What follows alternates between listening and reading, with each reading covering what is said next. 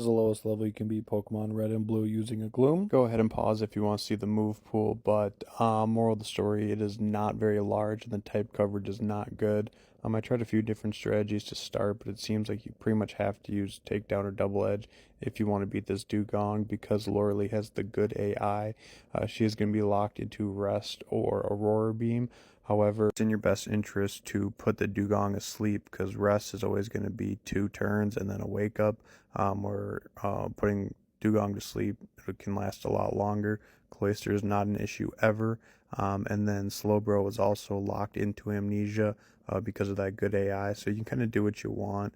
But before you get to the Jinx, you're going to have to do 3 sword stance so you can have a badge boosted 3 sword stance double edge, which will take care of the Jinx. And then Lapras is pretty scary if it hits with the Blizzard.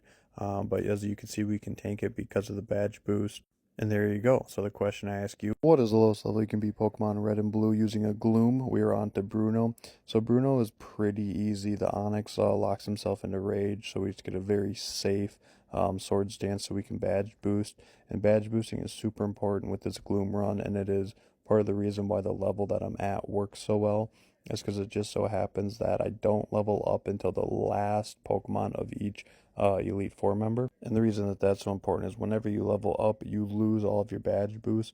So this doesn't really matter against Bruno so much, but you'll see in Agatha that it was super important, and it was also very important on Lorelei. And it's really nice where Bruno, how he staggers out his Onyx. So I can go ahead and use Mega Drain, get all my HP back from the recoil damage I took from Double Edge, and then I can just get back to it. So a theme you'll see is Bruno's not very good in most of these runs.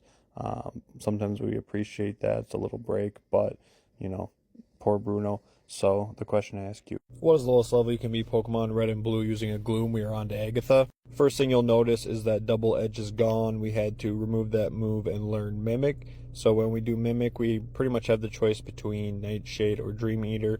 But since we have Sleep Powder, we are definitely going to get Dream Eater because we are going to need that health gain later on. Some people ask in the Bruno video, what is a badge boost? So there's certain gym leaders that when you beat them, it's going to tell you that a certain stat has been boosted.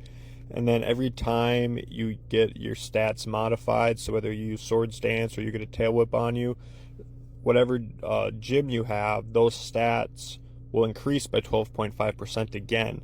So using Sword Stance can actually make you faster, make you more bulky, even though it's supposed to just increase your attack. It does much more than that. And then our level is just so coincidentally set to where we're not going to level up mid-battle. Every time you level up, you lose those badge boosts. You keep your original stat modifiers, but you lose any badge boost you have. So it's unfortunate if you set up Sword Stance and you level up mid-battle, well, then you lose all that extra benefit you got. So Agatha was a pretty big pain in the rear end. Really annoying that we had to get rid of Double Edge just because Agatha is pretty much a poison type gym leader and Mega Drain does nothing, but normal attacks are not going to affect her ghost Pokemon.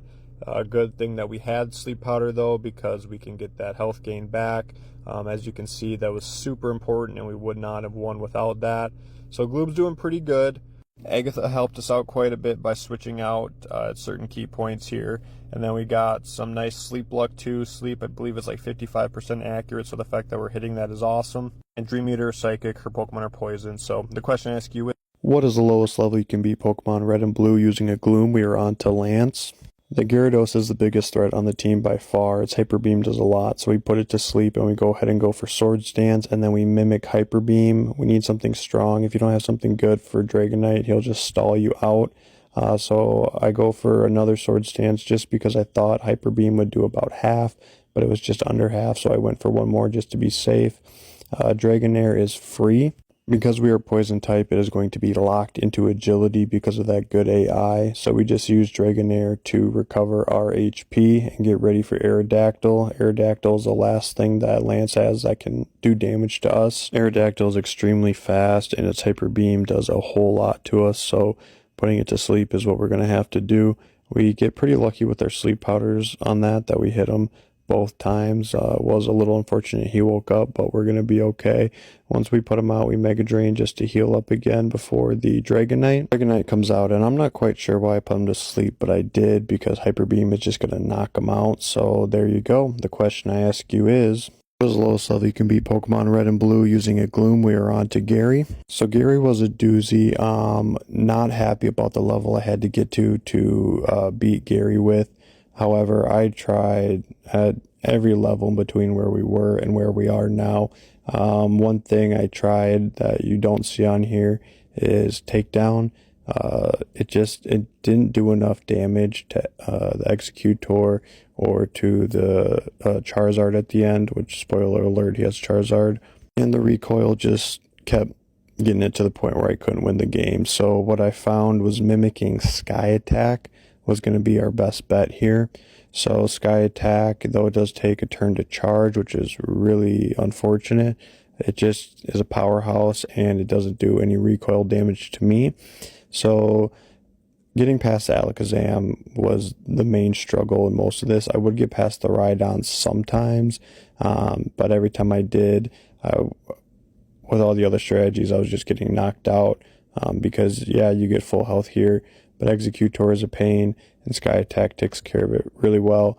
Takedown, I just was, taking too much recoil damage here. So overall, looking at Gloom stats, I mean, it's a super weak Pokemon, so the fact that we only had to get to level 66, I'm honestly not even mad. I was kind of impressed that we got as far as we did, as low as we did. And the move pool, that is the other thing. The move pool that Gloom had to work with, there wasn't a lot of room for strategy, to be totally honest. We got very lucky that Gyarados went for Dragon Rage there. Always nice to see that. But anyway, you just work with what you have, and Gloom obviously had enough to get through, so we go ahead and we just try to keep that Gyarados asleep, and that Leer was pretty nice as well because you get a little badge boost from that. And then Charizard, which had been a headache anytime I was ever lucky enough to get here, missed on his Fire Spin, so I was able to just Sky Attack him away. So thanks for watching this one. I'm trying to come up with more, but there you go. That's Gary. So the question I ask you is,